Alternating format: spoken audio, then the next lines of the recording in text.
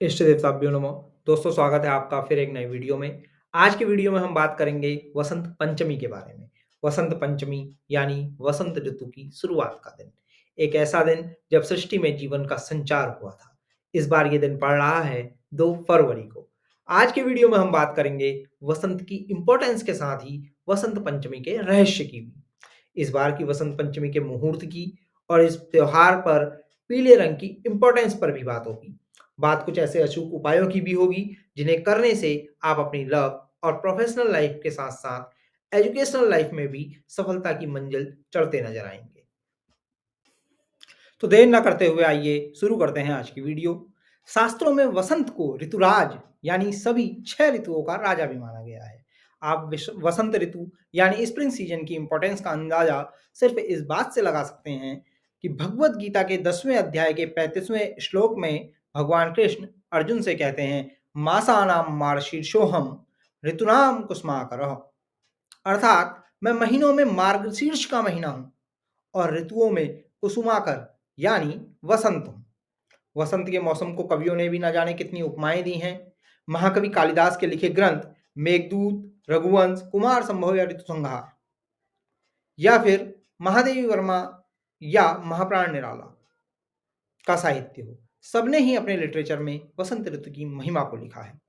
कालिदास अपने ऋतुसंहार ग्रंथ में वसंत का वर्णन करते हुए लिखते हैं ध्रुमाश पुष्पा सलिलम सपत्य सकामः पवनः सुगंधि सुखा प्रदोषादि विचाश्य रम्यः सर्वं प्रियं चारुतरं वसंते, यानी पेड़ पौधों पर फूल लद गए हैं, पानी में कमल खिले हैं, स्त्रियों के मन में काम जाग गया है और हवा में सुगंध भरी हुई है।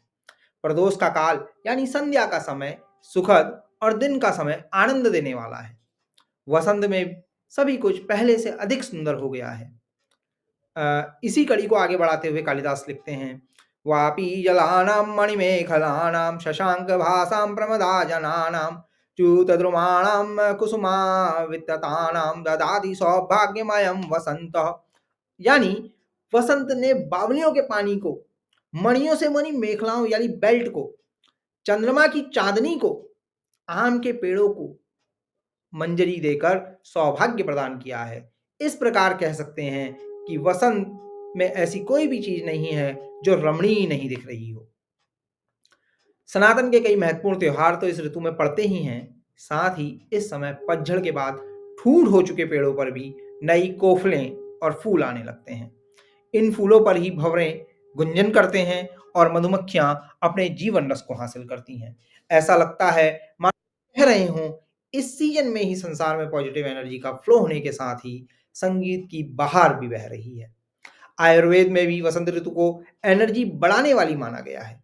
अब अगर बात करें वसंत पंचमी की, तो ये दिन माँ सरस्वती के जन्म दिवस के रूप में मनाया जाता है। मान्यता है कि इसी दिन माँ सरस्वती ने ब्रह्मा द्वारा बनाई गई सृष्टि में प्राण का संचार कर इसे सुंदर रूप दिया था। इसके साथ ही इस दिन इसके साथ ही इस दिन रतिकाम महोत्सव मनाने की परंपरा भी है। इस दिन को मदनोत्सव के नाम से भी जाना जाता है। दरअसल कामदेव के कई नामों में से उनका एक नाम मदन भी है। शास्त्रों में कथा मिलती है कि कामदेव भगवान विष्णु और माता लक्ष्मी के, कामदेव ने अपने दोस्त वसंत के साथ मिलकर ही समाधि में लीन भगवान शिव की तपस्या भंग की थी, जिस पर भूत भावन भगवान भोलेनाथ ने कामदेव को भस्म कर दिया था। इसके बाद कामदेव की पत्नी रति ने भूत भावन भोलेनाथ की उपासना की और अपने पति को वापस दिलाने की मांग की थी। इस पर भगवान ने उसे आशीर्वाद दिया कि प्रेम के देवता कामदेव हर प्राणी के शरीर में रहेंगे, लेकिन उनका कोई अंग नहीं होगा। इस कारण ही कामदेव का एक नाम अनंग भी पड़ा। साथ ही कामदेव को कुछ और चीज़ों में भी वास करने का अधिकार दिया गया। इसका उल्लेख मुद्गल पुराण में मिलता है।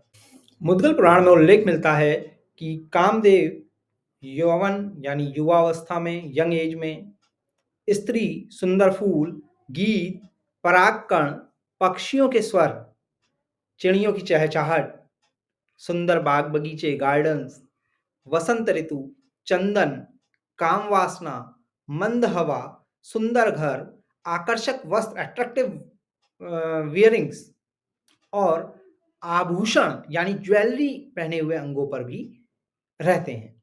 अब बात करते हैं इस बार के वसंत पंचमी के मुहूर्त की। 2025 में वसंत पंचमी का त्योहार 2 फरवरी को मनाया जाएगा। दरअसल इस दिन पंचमी तिथि सुबह 9:14 से शुरू हो रही है, जो 3 फरवरी की सुबह 6:52 तक रहेगी। ऐसे में पंचमी तिथि 2 फरवरी को सूर्योदय के बाद शुरू होकर अगले दिन सूर्योदय के समय से पहले ही समाप्त हो जा रही है। ग्रंथों में ऐसी स्थिति को तिथि का क्षय होना कहा गया है। वसंत पंचमी पर सरस्वती पूजन का मुहूर्त सुबह 7:02 से दोपहर 12:26 तक रहेगा। इस दिन सुबह 7:02 से रात 12:59 तक सर्वार्थ सिद्धि योग भी रहेगा। वहीं अभिजीत मुहूर्त दोपहर 12:04 से 12:48 तक रहेगा। अगर बात करें वसंत पंचमी के मुहूर्त की, तो वसंत पंचमी को शास्त्र में अभुज मुहूर्त की संज्ञा दी गई है, श्रेणी में रखा गया है। यानी एक ऐसा दिन जिस दिन आप किसी भी पोथा खुलवाए बिना, पंचांग खुलवाए बिना, कोई मुहूर्त निकलवाए बिना कोई भी शुभ काम कर सकते हैं। विवाह, यज्ञोपवीत संस्कार इत्यादि इत्यादि जो भी आपके कार्यक्रम हैं, उनको आप बिना मुहूर्त निकलवाए इस दिन बहुत आसानी से कर सकते हैं। वीडियो में अब बात करेंगे वसंत पर पीले रंग की इम्पोर्टेंस की। वसंत पंचमी के दिन पीले रंग के कपड़े पहनो, पीले फूल चढ़ाओ, पीले रंग की मिठाई भगवान को भोग में लगाओ, ये तो आपने बहुत सुना होगा। लेकिन क्या आप जानते हैं इसके पीछे के रीजंस क्या हैं? दरअसल अ, हिंदू परंपरा में पीले रंग को बहुत शुभ माना जाता है। यह समृद्धि, उल्लास और खुशी का प्रतीक है। माना जाता है कि पीला रंग डिप्रेशन दूर करने के साथ ही दिमाग को शांत करने में बहुत मददगार होता है। इसके अलावा पीले रंग को कॉन्फिडेंस बढ़ाने वाला भी माना जाता है। एस्ट्रोलॉजी में पीले रंग को देवगुरु बृहस्पति से एसोसिएटेड रखा गया है।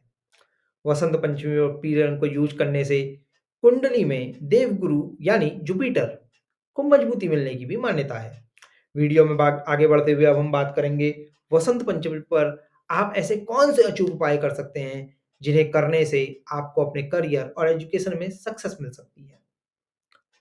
आपको 2 फरवरी को दूध में हल्दी मिलाकर देवी सरस्वती का अभिषेक करना चाहिए। इससे करियर में तरक्की के रास्ते खुलने के साथ ही विद्यार्थियों की एजुकेशन लाइफ में भी अच्छे रिजल्ट्स मिलते हैं।